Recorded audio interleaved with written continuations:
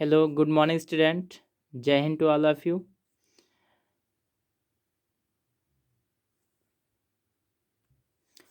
कैसे हैं आप सब?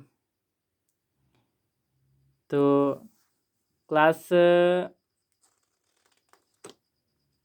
सेवेंथ में हमने पहला जो चैप्टर था पथिक से कविता जो है उसको हमने पढ़ लिया था भली प्रकार से और सभी स्टूडेंट को समझ में भी आ गया होगा। तो आज का जो टॉपिक है वो इसके जो लघुत्तरी प्रश्न हैं वो हमें पढ़ने हैं। ठीक है, शॉर्ट आंसर टाइप क्वेश्चन। तो वर्ड मीनिंग तो आप पढ़ चुके होंगे। वर्ड मीनिंग आपको होमवर्क में दिए थे, सभी ने किया होगा। और मौखिक प्रश्न, इसमें से यदि किसी स्टूडेंट का क्वेश्चन ना हो पाया हो तो वो कमेंट में ज़रूर भेजिएगा। पहला क्वेश्चन जो था, कवि पथिक को क्या न भूलने के लिए कह रहा है? तो सिंपल सा क्वेश्चन है कि पथ न भूलने के लिए कह रहा है। दूसरा क्वेश्चन, वापी का अर्थ क्या होता है? वापी का अर्थ आपका यहाँ पे लिखा हुआ है, आप देख सकते हैं, आपकी बुक में ही लिखा हुआ है। वापी का मीन्स होता है छोटा तालाब या बावड़ी। ठीक है। राही का मन उन्मुख कब होगा? राही का मन उन्मुख कब होगा? इसका आंसर जो है बेटा आपको आपके इस पेज से मिलेगा, लिखा हुआ यहाँ पे।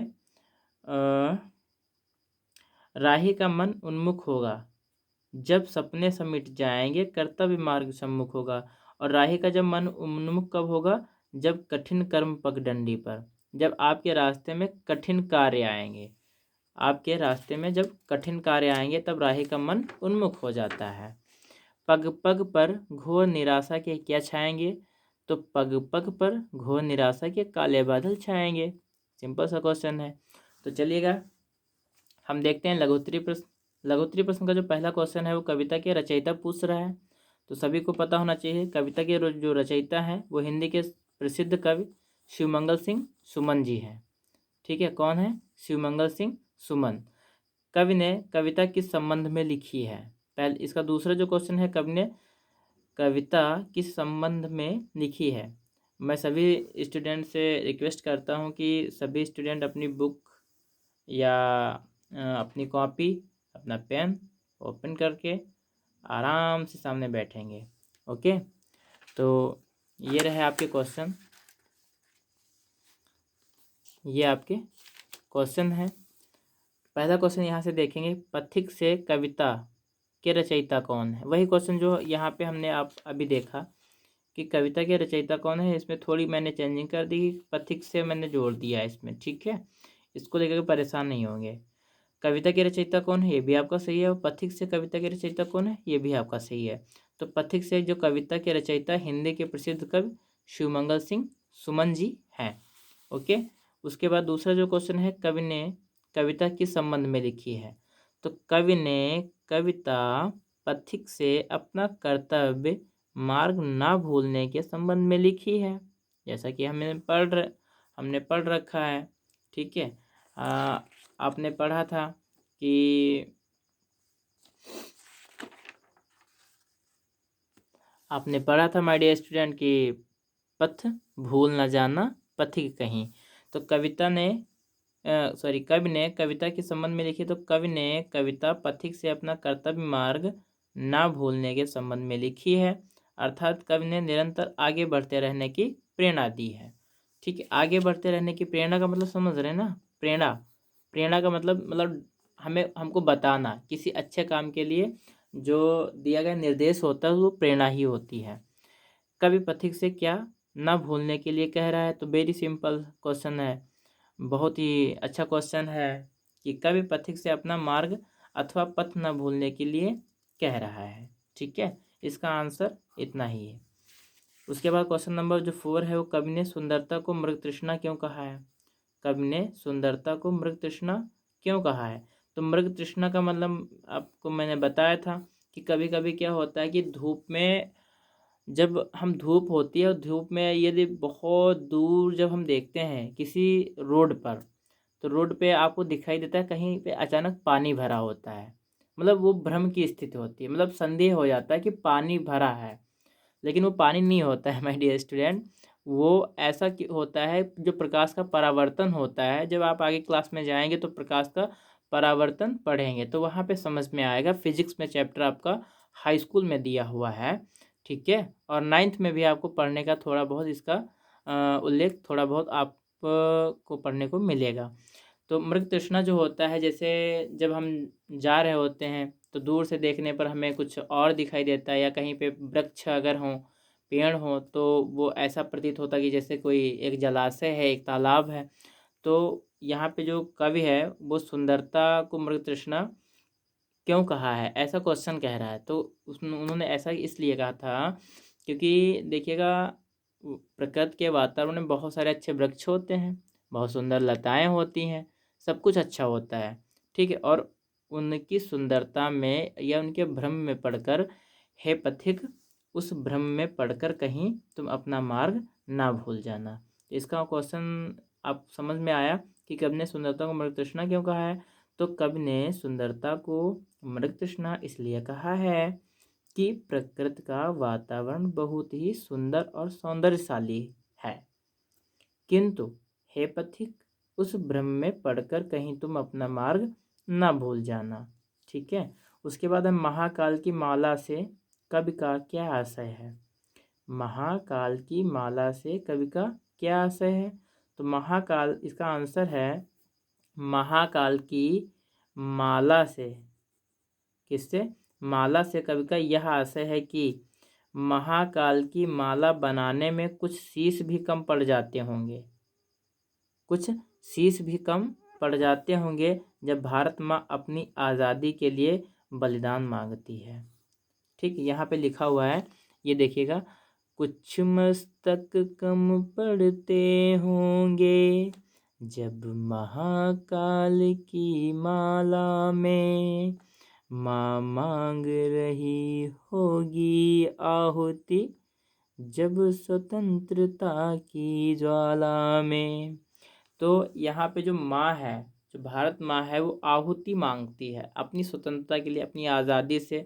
और जब उसमें हम अपने प्राणों का त्याग कर देते हैं अपनी भारत माँ की रक्षा के लिए, उसकी सुंदरता या उसके गौरव के लिए, तो वहाँ पे हमारे बलिदान को ही, तो हम जब महादेव के चरणों में शीश झुकाने के लिए शीश भी कम पड़ जाते हैं, ठीक है। ऐसा इसमें बोला गया है। तो एक बार फिर से थोड़ा हम रिवीजन कर लेते हैं। देखिएगा, ये शुरुआत में जो आपका लिखा हुआ है, स्वयं को बदलो भाग्य बदलेगा, ये आपकी कोटेशन है, ठीक है। तो सभी स्टूडेंट फेयर कॉपी बना लेंगे और इस पे जो क्वेश्चन आपको बताए जाएंगे उस पर आपको रिटन करते रहना है। पहला क्वेश्चन क्या है, पथिक से कविता के रचयिता कौन है। तो पथिक से कविता के रचयिता हिंदी के प्रसिद्ध कवि शिवमंगल सिंह सुमन है। कौन है? शिवमंगल सिंह सुमन, ठीक है। इसको आपको ब्लैक पेन से करना है। उसके बाद दूसरा क्वेश्चन नोट करेंगे, कवि ने कविता किस संबंध में लिखी है। तो कवि ने कविता पथिक से अपना कर्तव्य मार्ग, कैसा मार्ग? कर्तव्य मार्ग ना भूलने के संबंध में लिखी है। अर्थात कवि ने निरंतर आगे बढ़ते रहने की प्रेरणा दी है। अर्थात कवि ने हमें, यहाँ पे थोड़ा मिस्टेक है, कवि ने हमें निरंतर आगे बढ़ते रहने की प्रेरणा दी है, ठीक है। इसका तीसरा जो क्वेश्चन है वो कवि पथिक से क्या ना भूलने के लिए कह रहा है। कवि पथिक से अपना मार्ग अथवा पथ न भूलने के लिए कह रहा है, ठीक है। इतना समझ में आया माय डियर स्टूडेंट। कवि ने सुंदरता को मृग तृष्णा क्यों कहा है। तो कवि ने सुंदरता को मृग तृष्णा इसलिए कहा है कि प्रकृति का वातावरण बहुत ही सुंदर और सौंदर्यशाली होता है। यहाँ पे थोड़ी मिस्टेक है,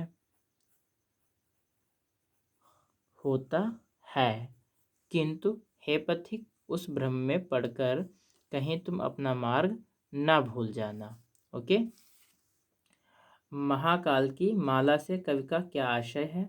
तो महाकाल की माला से कवि का यह आशय है कि महाकाल की माला बनाने में महाकाल की माला बनाने में कुछ शीश भी कम पड़ जाते होंगे जब भारत माँ अपनी आज़ादी के लिए बलिदान मांगती है। तो सभी को ये क्वेश्चन समझ में आया है। सभी के लिए होमवर्क है, प्रश्नोत्तर लिखो और याद कीजिए। ये जो क्वेश्चन आपको दिख रहे हैं ये 5 क्वेश्चन ये आपको अपनी RW कॉपी पे रिटन करना है। इसके बाद इसको पहले फेयर करना है, उसके बाद RW कॉपी पे आपको रिटन करना है। RW कॉपी पे जब आप रिटन करेंगे तो इनको याद भी करेंगे, ठीक है।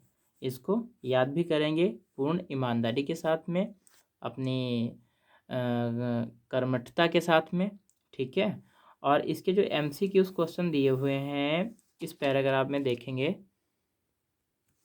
यहाँ पर ये MCQs दिए हुए हैं, ठीक है। वस्तुनिष्ठ प्रश्न MCQs, MCQS मतलब मल्टीपल चॉइस क्वेश्चन। सही विकल्प पर सही का चिन्ह लगाइए, सही विकल्प पर सही का चिन्ह लगाइए। ये बच्चा आपको रिटन नहीं करना है, ये सिर्फ आपको अपनी बुक पर ही टिक करने हैं। यदि किसी के पास बुक नहीं है तो कोई नहीं, वो जब हो जाएगी तो पढ़ लेगा वो, ठीक है। पथिक के सामने किसका मार्ग होगा? अधिकार का, कर्तव्य का, असत्य का। ये क्वेश्चन आपको कमेंट बॉक्स में कर बताना है, ओके। अपने कैसे बनकर सामने आएंगे? पराये, स्नेही, परोपकारी, जैसे भी बनकर आए, ठीक है। पराये, स्नेही, परोपकारी, और जो आपको लग रहा हो जो बनकर आएंगे, ठीक है। तो उस हिसाब से आपको इसका आंसर अपनी बुक में ही करना है, ठीक है। उसके बाद अगला है रणभेरी सुनकर सैनिक क्या कहकर पुलक रहे होंगे? तो रणभेरी सुनकर सैनिक क्या कहकर पुलक रहे होंगे? भगवान बचाओ विदा, ठीक है। भगवान बचाओ विदा, या भगवान कह रहे होंगे कि भगवान आके मुझे बचा लो, अब क्या करें हम, ठीक है, ऐसा बोल रहे होंगे। या कह रहे होंगे बचाओ बचाओ बचाओ, ऐसे बोल रहे होंगे। या कह रहे होंगे विदा, या विदा ले रहे होंगे, ठीक है। उसके बाद आपका जो घा है ये पोइट्री से लिया गया है। पद्यांश को पढ़कर निम्नलिखित प्रश्नों के उत्तर दीजिए, ठीक है। ये आपको राइटिंग स्किल के अंतर्गत करना है, ठीक है। राइटिंग स्किल के अंतर्गत आपको इसको करना है, ठीक है। अपनी आडलू कॉपी पे कर लेना। रणभेरी सुन कह विदा विदा, जब सैनिक पुलक रहे होंगे, हाथों में कुमकुम थाल लिए कुछ जलकर ढुलक रहे होंगे, सैनिक कब पुलक रहे होंगे? पहला क्वेश्चन, सैनिक कब पुलक रहे होंगे, इससे आपको ढूंढ के लिखना है, ठीक है। पद्यांश का ऊपर तो शीर्षक बताइए। तो शीर्षक बेटा वही होता है जो लेसन होता है, जो लेसन का नाम होता है। तो शीर्षक लेसन का नाम क्या है? पथिक से, ठीक है। उसके बाद भाषा के बाद लैंग्वेज लिटरेसी से कुछ क्वेश्चन दिए हैं। यड़ संधि है, अयाज संधि। तो अगली क्लास में हम संधियों की चर्चा करेंगे, ठीक है। और मैं आशा करता हूँ सभी को ये क्लास भी समझ में आ गई होगी, और बढ़िया अपने को अच्छे से मेंटेनेंस घर पर रखिएगा, और धूप में बाहर नहीं जाना है। अगर हमें मार्केट जाना है या शॉप पर जाना है तो बढ़िया अच्छे से हमें मास्क का उपयोग करना है, ठीक है। सरकार के द्वारा बताए गए निर्देशों का पालन करना है, ठीक है।